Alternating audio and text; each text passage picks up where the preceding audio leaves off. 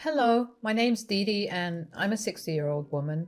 My husband died about 5 years ago, but I'm still a working woman. I have 5 kids, 4 of which live in different states all across the country.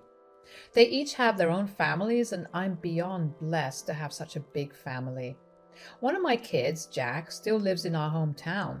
He attended the community college here, which is where he met his wife, Riley. I liked her, but I didn't think my opinion mattered either way as long as Jack was happy. The two of them got married pretty soon and then pursued further education together in their respective fields. When they got good jobs and earned enough, they decided to have a child. I was excited because that meant I had one more grandchild to spoil. But Riley was weird about me meeting my grandchild, Jason. She was very particular about when I could visit and how long. It was understandable in the first year of Jason being born, but even when he was 6? That was odd, but I let it go because every family functioned differently. Before I knew it, though, 12 years had passed. Because of the limited amount of interaction I was allowed to have with Jason, I didn't really get to develop a strong bond with him. All I did know was that we both shared a genuine love for books. So whenever I did go over, I made sure to buy him some books I knew he'd like. One day, I was at work when I got a call from Jason. Now, that was odd for various reasons, the most prominent reason being that Jason and I barely spoke outside of family gatherings. I tried my best to connect with him the way that I had done with my other grandchildren, but he seemed way too distant. "Grandma, are you free to talk?" "Yes, honey, any time for you. Tell me, is everything okay?" No. Why are you crying? Did you get hurt? Is there anybody at home who can help you?" "Mom and Dad are here, but—" "Do you need me to call them for you?" "No, I called you because I needed your help." "My help? What could I help you with, darling?" "I need you to save me." "Jason, what are you talking about?" "Don't laugh, Grandma." "I'm sorry, honey. That was not what I was expecting you to say." "I'm not kidding. If you aren't going to help me, I'll find a different way." "No, hold on. I'm sorry for laughing. Now, why don't you explain what you meant?" "I need you to save me from my devil mother." "Devil mother? Honey, what do you mean? She's not as sweet and nice as she acts. She's really mean to me when no one's around, and she keeps— Oh no, I hear someone coming up the stairs. I have to go. Please don't tell them that I've called. Bye." I was confused and concerned. As far as I knew, Riley was one of the sweetest people I knew. How could Jason call her a devil? I didn't believe him at the time because I figured that it was just him trying to get back at Riley. After all, she probably grounded him for something he had done. As far as I knew from what both Riley and Jack had told me, Jason had been a pretty mischievous child. But I had this nagging feeling in my gut that Jason was not joking around. As I went home that day, I couldn't stop thinking about the call. It was very out of character for Jason to do that. I slept on it for a couple of days, but I still couldn't rid myself of the feeling that something was up. So I decided to make an impulse purchase and ordered a hidden camera.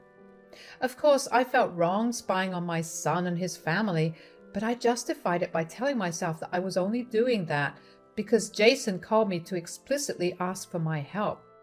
If, and hopefully, there was nothing, I could just retrieve the camera. But if there was something, then I'd have to figure out what exactly needed to be done. I hoped that even if there was something happening, a long talk would solve that issue.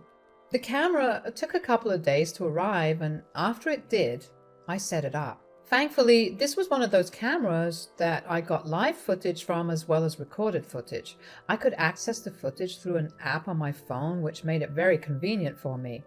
Once I had set it up and figured out the technicalities of the gauge, I decided to call my son and ask him if I could come over.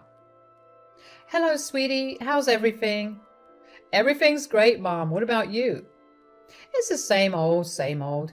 Although I was wondering about something and I thought I'd ask you about it." "Yeah, of course. Is everything okay?" Yes, yes. I was just thinking that we haven't met in a long time, and I was wondering if I could just swing by your place one day. Yes, of course, Mom. How about this Sunday? Yes, that works. But shouldn't you maybe check with Riley if that's okay? Lord knows I hated it when your dad made plans without asking me about it. I know Riley would be really happy to have you over. Don't worry, Mom. All right, then I'll be there around 5 o'clock. That works. See you soon. Take care. Even though I was going to Jack's place with ulterior motives, I was actually still excited to go spend time with my son. Considering I never really saw the rest of my family until the holiday season, it felt nice to have one of my children staying in the same town. I tried my best to not intrude because they were living their own lives. The weekend came by pretty quickly. I got ready pretty early on and figured that I should take something over to their place. I went to the grocery store and picked up a nice bottle of wine, and I bought a couple of books for Jason because I knew he loved to read. When I got to my son's house, I was greeted warmly by all three of them. Jason looked at me with so much relief that I got concerned again. He hadn't tried to contact me after that first phone call, so I had no way of knowing what he was going to say when he hung up. I spent the next couple of hours just talking to Jack and Riley. We had dinner and drank wine. At some point, Jason went to his room because we were talking about adult things that I bet weren't of interest to him, so I excused myself to go talk to Jason. Riley did try to subtly stop me, but I insisted because I had visited them after a long while, and I didn't think it was right to not spend time with my grandson. Jack stopped Riley from saying whatever he wanted to and told me to go talk to Jason. Once I got to his room, I shut the door behind me. I walked over to him and handed him the books I had gotten him. We talked for a while about the books, a conversation that he had started. He seemed really excited about them, so I let him ramble on about them. I didn't try to bring up what he had mentioned because I wanted him to do it. We moved on to talking about other things like what was going on in our lives. At some point, while he was talking to me about his school and other things, he grabbed one of his notebooks and began to write something in it. He showed it to me and it said, "Mom's listening. Can't talk about anything."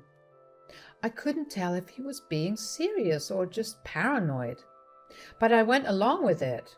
We continued our conversation while I wrote my plan in the notebook. I told him that I had brought along a hidden camera with me and asked if I could plant it in his room. He seemed ecstatic and agreed instantly. I shuffled around the room and found a good spot to keep the camera that gave me a good view of the room. I started the recording and checked my phone to make sure that the camera worked. I sat with Jason a little longer until I told him that it was getting late and that I should get going. I did leave my scarf behind so I would have an excuse to come back whenever I needed to. I remember hearing footsteps hurriedly shuffling away from the door after I said that, and it made me wonder if Jason truly was right. I didn't pay much mind to it at that time, and I hugged Jason goodbye. I went back downstairs and said my goodbyes to both Jack and Riley, and then made my way back home. I was pretty exhausted from the night, but I did check the camera when I got back home. I stayed up for an hour to read and kept an eye on the footage just in case something happened. All that had happened was my son walked into Jason's room and asked him what we had talked about. Jason told him about it, and that was that. I fell asleep eventually, and when I woke up the next morning, I didn't check the cameras. I rushed to work, and I only checked the camera when I knew Jason would have been back from school. Once again, nothing much happened, and I was beginning to think that Jason really was lying. I decided to give it just another day, and if I didn't find anything, I would go over when neither Jack or Riley were home, and I'd ask Jason to give me the camera back. But that night, as I kept an eye on the footage while I read, I found out what Jason was trying to tell me. I watched Riley enter the room with a stick in her hand, with Jack trailing behind her. I immediately unmuted the video. I heard Riley ask Jason what he did that entire day. She made him narrate it to her in extreme detail. Whenever he stuttered, She would sharply ask him if he was lying, and if she felt like he was, she had him put his palms out and would deliver 2 to 3 swift raps against his knuckles. I watched in growing horror as the number of times she kept hitting him got more and more frequent. Jason was sobbing and Jack just stood there and watched. I was disappointed and disgusted with what I was watching. I had raised all my kids in a very gentle manner. I barely even yelled at them because I believe that kids are smarter than we think. While we may not be able to reason with them, they are capable of understanding when you explain things to them. I didn't understand why Jack was just standing there and letting his son get hit for something so unnecessary. I wanted to rush over to their place and stop them. But what would I have said to them? They would have found it odd that I happened to be back just a day after I was already there. I remembered that I had left my scarf there, but I knew that I could have used that excuse in that moment because I needed that as an excuse to meet with Jason. But I could do one thing. I picked up my phone and called Jack. "Hey, Mom, is everything okay?" "Yes, no worries. I hope I'm not disturbing you." No, Riley and I were just saying goodnight to Jason." "Ah, all right then. I just wanted to tell you that I think I left my scarf in Jason's room last night. I remember setting it down there, and then like a klutz, I forgot it there. Do you think I could swing by tomorrow and pick it up?" "Why don't I just come over and drop it off for you right now?" "No, I'm way too tired and I'm going to fall asleep before you even get here. I had a long day at work and I'm barely even holding up the phone right now." "All right then, why don't you swing by in the evening?"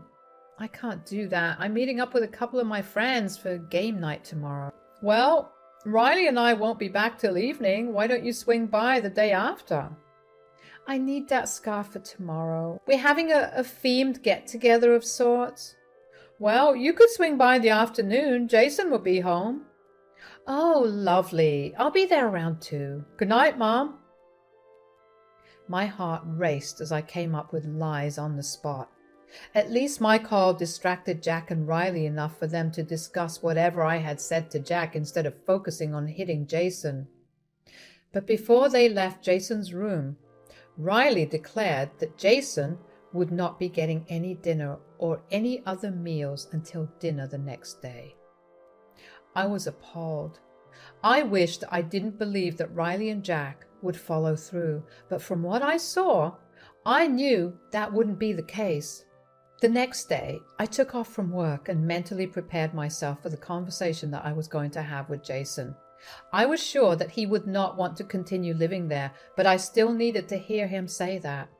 Before I went over to Jack's place, I made sure to pick up some food for the both of us. When I got there, Jason looked like he was about to faint at any minute. He looked weak, and he was very lethargic. Riley really did make him not eat anything. I quickly gave him his food and watched as he devoured it. I felt so sorry for him, and I knew that I wanted to make things better for him. When he was done eating, I spoke to him. "Did you see everything that happened?" "Yes, darling, and I'm so sorry for laughing at you earlier. I had no idea." "No, it's okay. I know Mom seems like the nicest person, but has she always been this way?" "The beating only started recently, but the starving has been going on for a while. And I just need to get a clearer understanding. So could you tell me why Jack isn't doing anything?" "He's too scared of Mom. He just follows her everywhere and listens to everything she says. Everything she wants, she gets." "Oh, honey, I'm so sorry that you've been dealing with this for a while. But I am curious. Why didn't you eat anything at school?" "Mom didn't send me to school. On days that she doesn't let me eat, I stay home. Mom measures how much of each food is there in the house, and if it's even 1 gram off, when she gets back, I get punished more." "So she's starving you and jeopardizing your education?" "I'm definitely going to do my best to help you out, okay? I need you to tell me right now if you would like to come live with me. I'll take care of everything you need, and I'll keep you away from Mom and Dad." "Of course, Grandma. Anywhere away from here will be great. I promise to only be good. Just please, take me away from here." "I promise I will, darling. But it will take some time. Do you think you can handle staying here for a little while longer?" "Yeah, I can. I've been living here for 12 years, so I can wait a little more."